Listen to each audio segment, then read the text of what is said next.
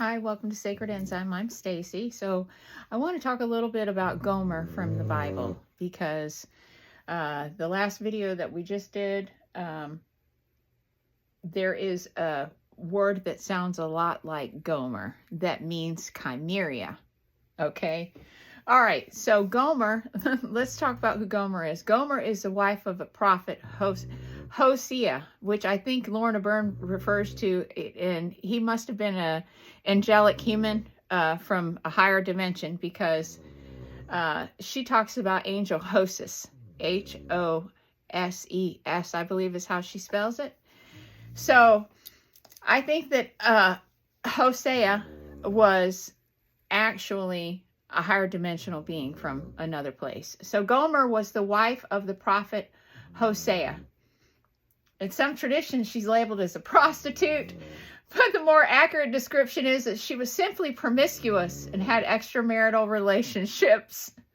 Like a dog in heat, right?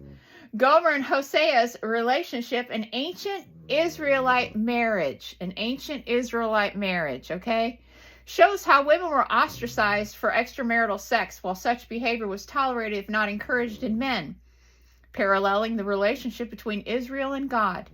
Gomer is also never given the ability to speak for herself. Maybe she couldn't talk because she was a dog, right? Or a werewolf. Or a chimera. But is rather shown as the victim of abuse. From both Hosea and God as punishment for her promiscuity. However, conventional analysis of Gomer based on the traditional modern gender dichotomy and interpreting Gomer's narrative with a familial lens can also be elucidating. Okay, well, what's her familial lens? That's the question. All right, so I wonder if the reason that she had so many extramarital affairs is because it was about gene codes, okay? Because in ancient times, they knew about the genes because they were in a polarity experiment, okay? So they knew about genes. This is why it talks about in the Bible that they were forbidden for marrying these other groups, is because it would scramble up their gene template. That's all it was. It would cause malware in their biological computers. But as the powers that be started seizing and playing the long game, it became racism and became about skin color. And see, this is why I say over and over again, it has nothing to do with skin color, period. I mean, that was like the best played one that ever happened against humanity, was to pit us against each other because of our color. Oh my gosh. Unbelievable. And we have fallen for so much stuff, and the brainwashing is so deep. It was about gene codes. That was what they were talking about, because it was creating malware. It was creating malware if you had serpent people that were having children with these other groups, because the serpent genetics would create malware. It would disconnect the higher numbers of the DNA that was connected with God's source. It was taking away your intuition. It was taking away the bicameral mind. See, this is what happened in the bicameral mind. We used to all be right connected to God. But then because of the hybridization, it started putting malware in our biological meat suit, in our computer meat suit. Is a computer. It runs on programs. Our program is our DNA. And when you are mixing certain types of DNA, it can switch some DNA on and some off. And so what happens is it was switching stuff off. And so this is what it's always talking about in the Bible. Like Samson and Delilah, right? They weren't supposed to be together. So the question is who's Samson and who's Delilah?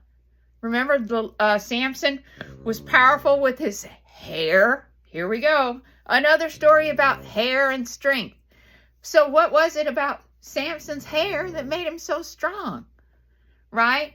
And then Delilah needed to get a secret. Well, the secret was his sperm. It was his sperm because it was his DNA. He had the DNA that maybe he was a dog person. Seriously, maybe he was one of these Chimera that had these animal genetics that made them like super soldiers, right? We talked about that these wolf beings, they were super soldiers in antiquity. They were super soldiers, you know? So the question is these dog people and wolf people, are these animal beings actually these different genetic lines of chimeras that came in through Southeast Asia? Because they all migrated. They all came out of Hyperborea at different times. The Scythians, they became everything else because they came out, they kind of got kicked out early. I mean, you had this other group, these Ionians. Let me go to my email and I can tell you. I sent them all to myself because I was just like, you can't even make this stuff up. So the Chimeras, let's see, we've got the one-eyed Scythian tribe. And you have these other groups that when you try to research them, you can't find anything on them. Okay, so you've got a tribe of one-eyed men who lived at the foot of the Riphaean, and that's another thing, Riphaean, R-H-I-P-A-I-O-N, Raphael, anybody?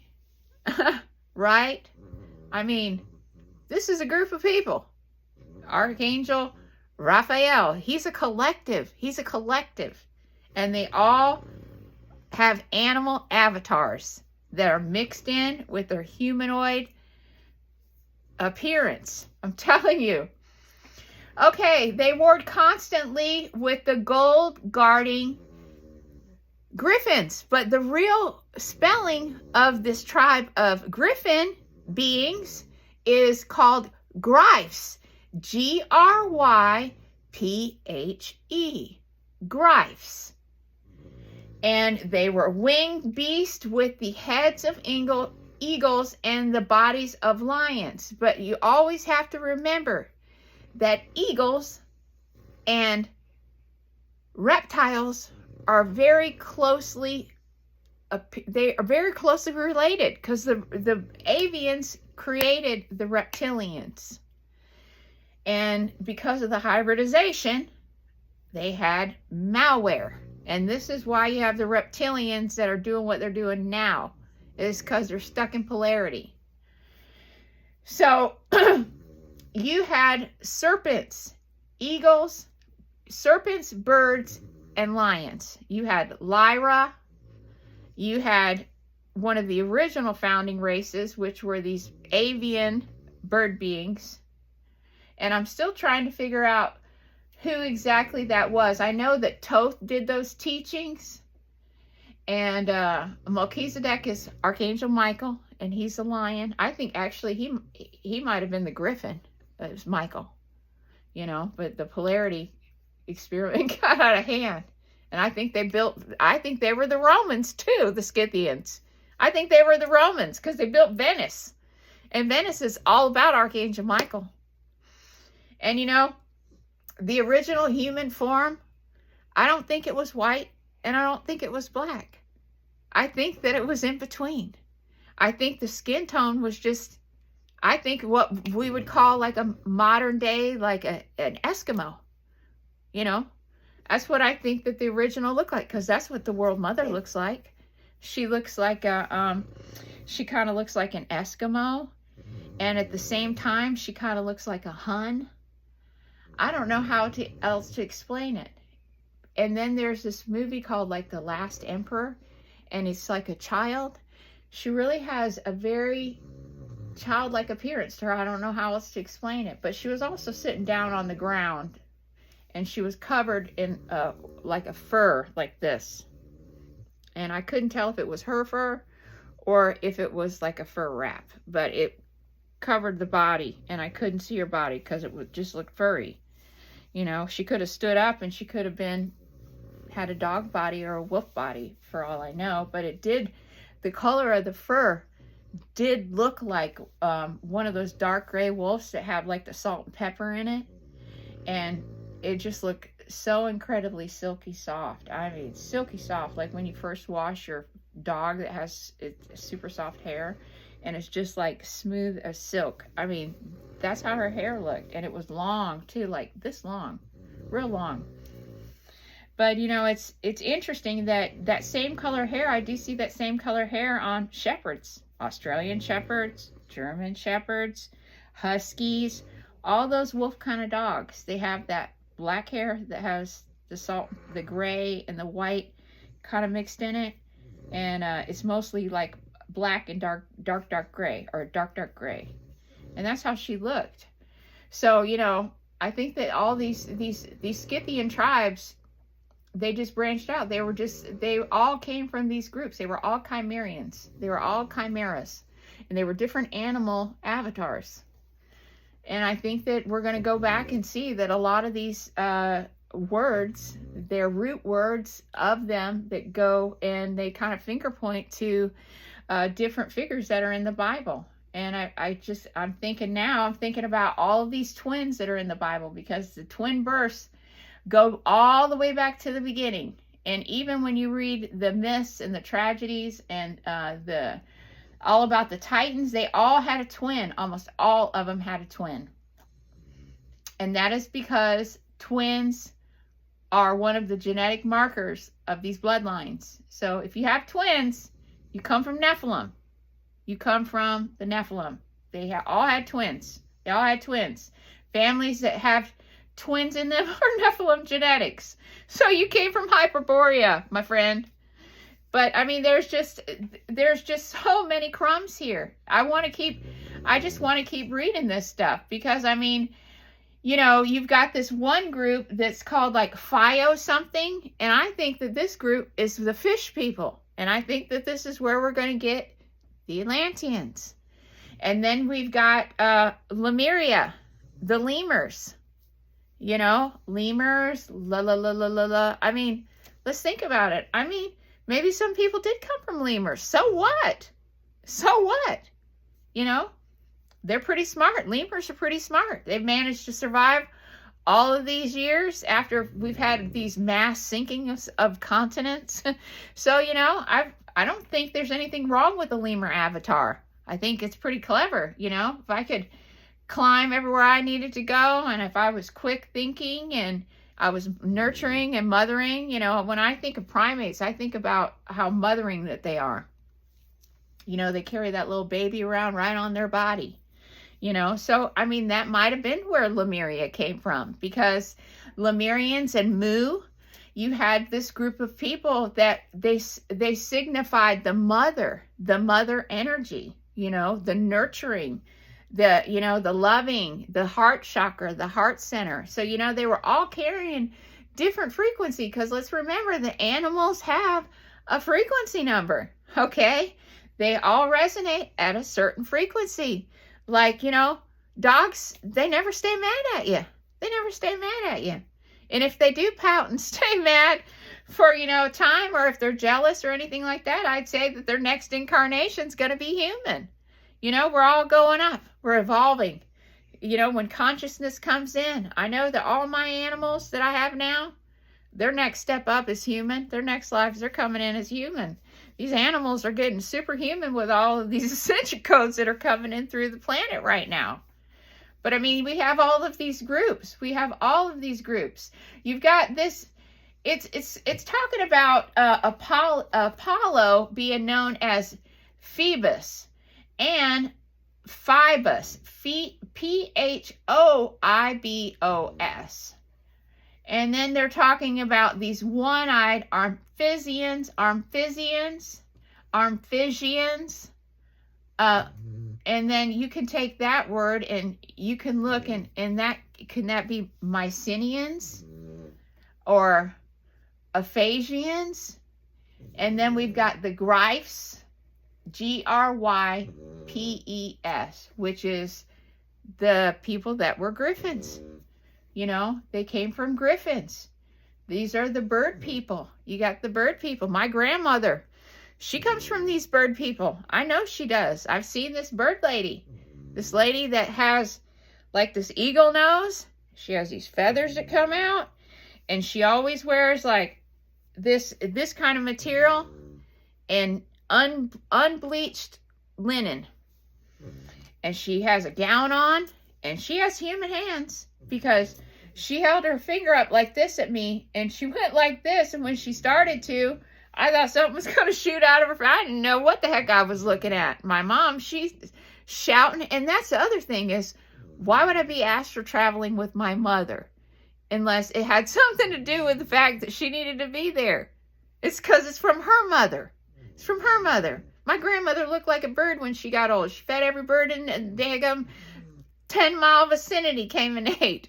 She had bread out, bird food out. You know, she loved nature. My grandmother was an animal lover. She said she'd live on a farm if she could. She used to when she was a kid, and she loved goats, which is funny. But, you know, she also loved giraffes. She also loved giraffes. But, you know, these griffins are bird families. And I think a lot of the Hebrews come from the griffins, the Proto-Hebrew people. We're talking about like Oscar Mayer, like Lyndon Moyer. Like when you have a German and a Jewish name smashed together, those are the bird people. Those are the bird people. I'm telling you, that is ancient Germany. Ancient. You know, and even in Hallstatt, they're digging up like these Celtic genetics, you know, because it's these Proto-Celtic people. These Proto-Celtic people, and they go back to the Scythians. They were everywhere. They were everywhere. So, you know, you have these groups, and just like, you know, a lot of people that are in Africa, they come from the Melchizedeks. They come from Archangel Michael's collective. Yeah, they built Rome. The Romans, the early Romans were Melchizedeks, and they were in every color under the sun. But a lot of them had dark skin and, you know, black skin. They were the kings of Medes that they talk about in the Bible. That's why Darius, a lot of people have reviewed Darius's story, and they're like, King Darius was a black man. Well, yeah, he was a Melchizedek. That's where a lot of the black skin came in, through the Melchizedeks. They were and you know, which is funny because when you step outside of the whole picture and you look at it now, a lot of my friends that have, you know, African American genetics, they are very, very spiritual. And that's one of the things I love about them, is because they have such strong intuition. Like so many of them refuse to take the you know what, because their intuition, that's their Melchizedek. That's their inner guidance. That is a genetic line. That's the Griffins. That's Archangel Michael's collective. See? This is why we're all related. We all come back from the very beginning. This was an experiment in polarity. And we are as parallel as we can get at this moment. Polar as we can get at this moment. Everybody we have to wake up. This is time for the mass awakening. Okay? I mean, we come from animals, folks. We come from animals. That's all there is to it. There's proof all through the Bible. So I think that Gomer knew about the gene codes. I think that Gomer bred those gene codes with several other different lines, because it says that Gomer had children with 3 other men, and that her husband, Hosea, he didn't have a problem with it. He didn't have a problem with it. So why, and maybe that's where the name bitch comes from, or whore. I mean, well, we know that whore comes from Mary Magdalene, because they talk about her being in the Holy of Holies, but she was a temple priestess, and that's, whore used to be the sacred one. And the reason that she was in the temple and was raised in the temple was because she came from the Nephilim.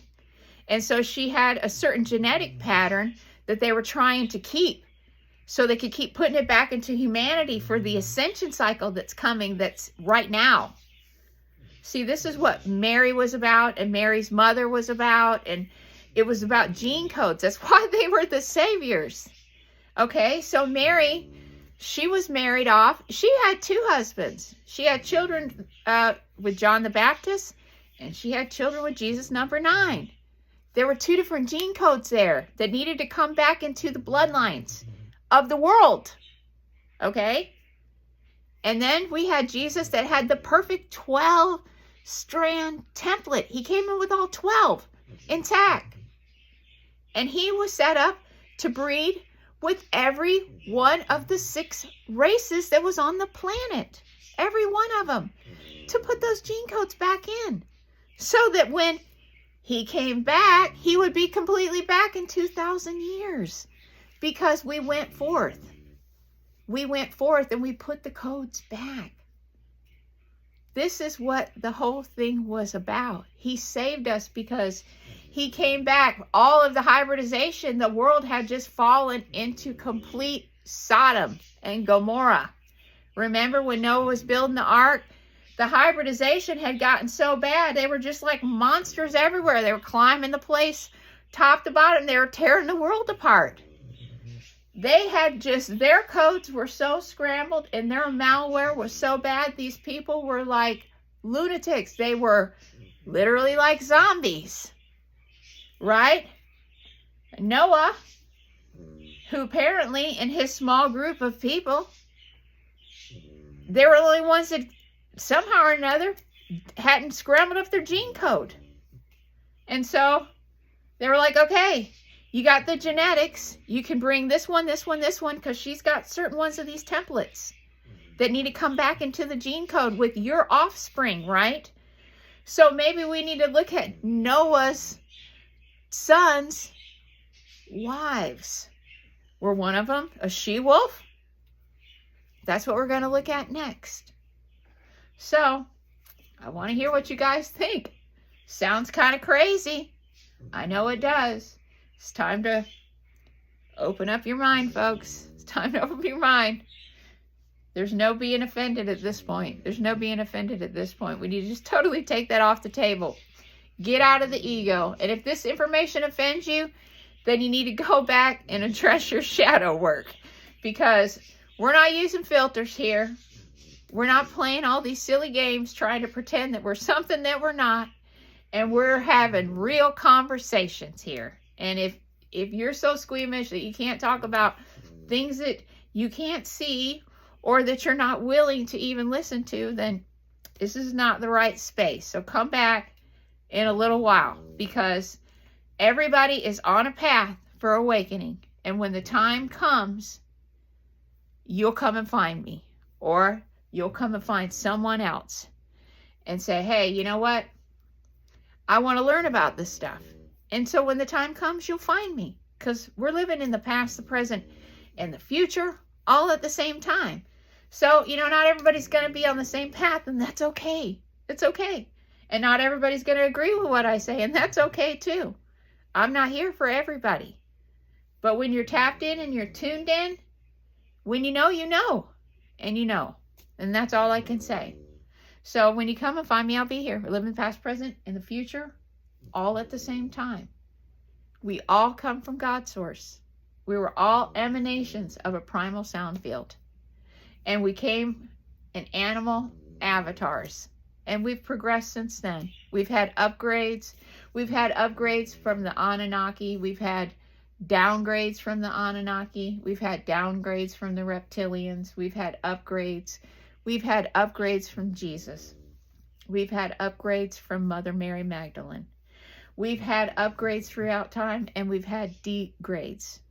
But we all have the codes. We have to unscramble the malware and reactivate them. And that's all there is to it. So with that, I hope to catch you on the next one.